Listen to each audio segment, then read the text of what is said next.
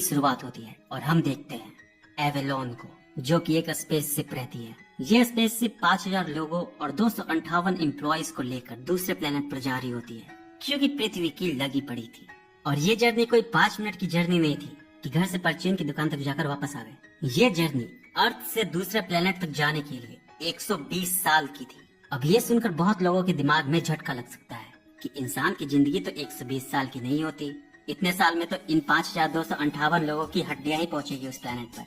तो इस मुसीबत से निपटने के लिए इन सारे 2558 लोगों को अलग अलग पॉड में 120 साल के लिए सुला दिया गया था। और उस पॉड की खासियत ये थी कि उसमें रहने पर इंसान की उम्र सोते वक्त जितनी थी, उठने के बाद भी उतनी ही रहेगी। पर हर जगह एक न एक पनौती होता है जो किस्मत की रखेल होता है। किस्मत जब चाहे उसकी लेना शुरू कर देती है। तो यहाँ होता यह है कि स्पेस में 30 साल ट्रैवल करने के बाद एक दिन एवेलोन बहुत सारे एस्ट्रॉइड से टकरा जाती है। इससे शिप को ज्यादा दिक्कत नहीं होती, इस शिप पर इतनी सेफ्टी थी, पर जितनी दिक्कत हुई थी उससे एक पॉड में माल फंक्शन हो जाती है और वो खुल जाती है और उसमें से निकलता है जिम।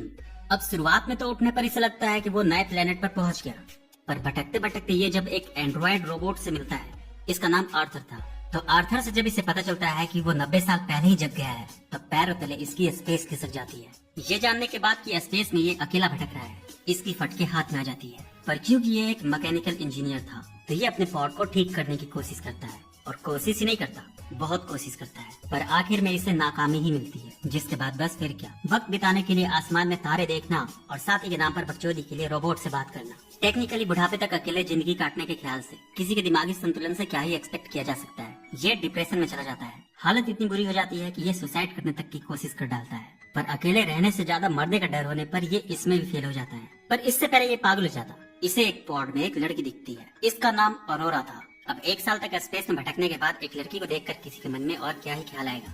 पर एथिकली क्योंकि ये गलत था, क्योंकि ऐसा करके ये उसकी जिंदगी बर्बाद करने वाला था। अब कोई अपना घर बार छोड़कर 120 साल की जर्नी पर इसलिए थोड़ी निकला था कि एक दिन कोई अपने मजे के लिए खुद के साथ साथ बीच स्पेस में उसकी जिंदगी के भी लगा दे। तो ये इसे नहीं जगाने का डिसाइड करता है। पर डिसीजन का क्या है, मैंने भी डिसाइड किया था कि डेली वीडियो डालूंगा, पर हुआ नहीं ना। तो इसके डिसीजन की भी अकेलापन और हवस कब्र खोद देता है।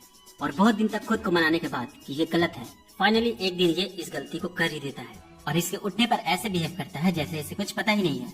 और इसके तरह इसे भी उठने पर जब लगता है कि 120 साल पूरे हो गए, ये पर सच्चाई जानने के बाद कि अभी 31 साल ही हुए हैं, इसका दिमागी संतुलन भी बिगड़ जाता है। और पॉड की ये कंडीशन थी कि एक बार उसमें से निकल गए तो वापस नहीं जा सकते। पर क्योंकि इसके तरह ये अकेली नहीं थी, इसके जगने पर तो 1 साल के लिए इस रोबोट के अलावा इसके पास कोई नहीं था। पर क्योंकि इसके पास ये था, तो ये इसके तरह पागल नहीं होती। दोनों मिलकर डेली टाइम पास के लिए कुछ न कुछ करते रहते थे।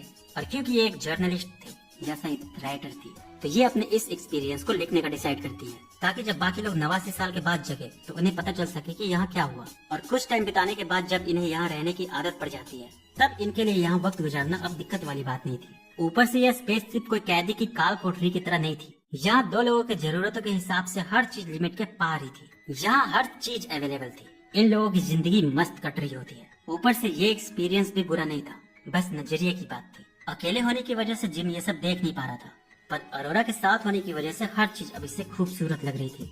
और सेम हाल अरोरा का भी था। स्पेस से पूरा यूनिवर्स देखना, अलग अलग प्लैनेट्स के सामने से गुजरना, ये भी एक अलग ही एक्सपीरियंस था। ऊपर से 1 साल साथ रहने के बाद इन दोनों में नजदीकियां भी बढ़ गई थी। तो अब किसी को और क्या ही चाहिए। नए प्लेनेट पर जाकर अकेले टपकने से तो किसी चाहने वाले के साथ जिंदगी जी कर टपकना तो बेहतर ही था। और इस गलतफहमी की वजह से कि अरोरा को भी उससे प्यार हो गया है, तो इसके अंदर का सत्यवादी जाग जाता है और इसे सच्चाई बता देता है। जिम को लगा था कि ये सच्चाई जानकर थोड़ा उससे नाराज होगी, थोड़ा डांटेगी, पर इसका रिएक्शन तो इससे भी डेंजर था। उसके मुकाबले ये डिप्रेशन में जाती है तो ये पागल नहीं, क्रैक हो जाती है। सिर्फ इसे डांटती ही नहीं है, बल्कि पटक के दम पर कूटती भी है। और जब ये सब करके थक जाती है तो इससे बात करना बंद कर देती है। अरोरा से दूर होने पर जिम वापस डिप्रेशन में जाने लगता है। पर कहीं पागल न हो जाए, उसके अंदर भी दिल है, ये दिखाने के लिए वो एक पेड़ लगाता है और बिना किसी जमीन के उस पेड़ को उगाता भी है। पर इतने से काम नहीं चलने वाला था। अरोरा के अंदर इसके लिए बहुत नफरत थी। पर इसी बीच शिप में एक और टेक्निकल माल फंक्शन होता है और अचानक शिप की ग्रेविटी खत्म हो जाती है और अरोरा तो मरते मरते बचती है। खैर, इस माल फंक्शन से एक और पोर्ट खुलता है और उसमें से निकलता है गस, जो कि शिप का चीफ ऑफिसर था। उठते के साथ गस कहता है, मेरे शिप पर खेती कौन कर रहा है? जिम के लगाए हुए पेड़ को देखकर ये चौंक जाता है कि इतना वेला यहाँ कौन आ गया। खैर इन दोनों से मिलकर जब इसे पता चलता है कि वो अकेला नहीं है जो जगा हुआ है, और फिर ऐसा क्यों हुआ ये पता चलता है, तो पता चलता है कि जिम के उठने का कारण, यानी जिम का पॉड इसलिए खराब हुआ था क्योंकि एस्ट्रॉयड से टकराने से शिप को चलाने वाली रिएक्टर डैमेज हो चुकी है, और अगर जल्दी इसे ठीक नहीं किया गया तो अब पॉड्स नहीं बल्कि सीधे शिप फटेगी और लोग तारों के बीच में सही में तार बन जाएंगे। यानी कि गस सही टाइम पर उठा था, पर इससे पहले बेचारा कुछ कर पाता। ये अचानक बेहोश हो जाता है और चेकअप से पता चलता है कि उसके पॉड में गड़बड़ी की वजह से उसे 612 बीमारियां एक साथ हो गई हैं और वो अब किसी भी टाइम मरने वाला है। पर इस बात से गस डरता नहीं है, ये अपना कैप्टन होने का फर्ज बखूबी निभाता है और साथ में अरोरा को थोड़ा दिलासा भी देता है कि जिम ने उसके साथ जो किया वो गलत किया, पर वो उसे माफ कर दे, क्योंकि अगर उसके जगह पर वो भी रहती तो शायद वो भी वही करती। खैर ये दिखा देता है कि वो कैप्टन क्यों है। मरने से पहले ये इन्हें उस रिएक्टर को ठीक करने का सारा प्रोसेस बता देता है और अपना एक्सेस कोड भी दे देता है, वरना बिना कोड के सेफ्टी की वजह से शिप उन पर ऑटोमेटिक अटैक कर देती। तो यहाँ गस के इंस्ट्रक्शन के मुताबिक जिम और अरोरा शिप को ठीक करने के लिए निकल जाता है। अब इंस्ट्रक्शन के मुताबिक ये लोग हर चीज तो ठीक कर देते हैं, पर इतने दिन खराब रहने की वजह से रिएक्टर बहुत गर्म हो चुका था, तो बिना उसकी गर्मी को शिप से निकाले बाकी सब कुछ ठीक करने का कोई फायदा नहीं था। ऊपर से हर चीज अब ठीक से काम करने की वजह से रिएक्टर पर अब और प्रेशर पड़ने लगा था। वैसे इसे ठीक करना कोई रॉकेट साइंस नहीं था, पर इसे ठीक करने के लिए जो करना पड़ता वो मौत के साथ सीधे अपॉइंटमेंट फिक्स कर देता।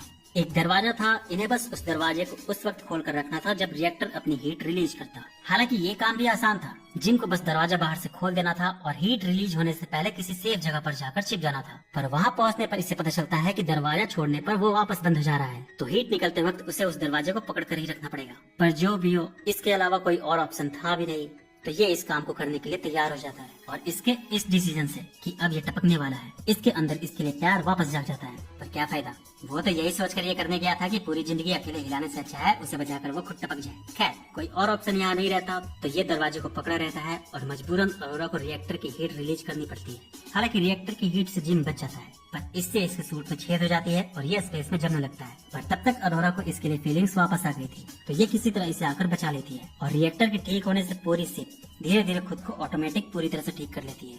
और यहाँ एक बात और पता चलती है कि गस का पॉड अलग था, उसमें से उठने के बाद उसमें वापस सोया जा सकता था। तो यहाँ होता यह है कि जिम अपनी गलती ठीक करने के लिए अरोरा को वापस सोने का ऑफर देता है, पर पिछले हादसे की वजह से इसे इससे अलग लेवल का प्यार हो गया था, एकदम प्यार हो गया था फुकौआ। तो ये वापस सोने से मना कर देती है और बाकी की जिंदगी उसके साथ बिताने का डिसाइड करती है। और गस की वजह से इन्हें पूरे शिप में कहीं भी जाने की परमिट मिल गई थी, तो ये लोग शिप में पूरी कॉलोनी ही बसा देते हैं। I mean, पेड़ जानवर ये सब से।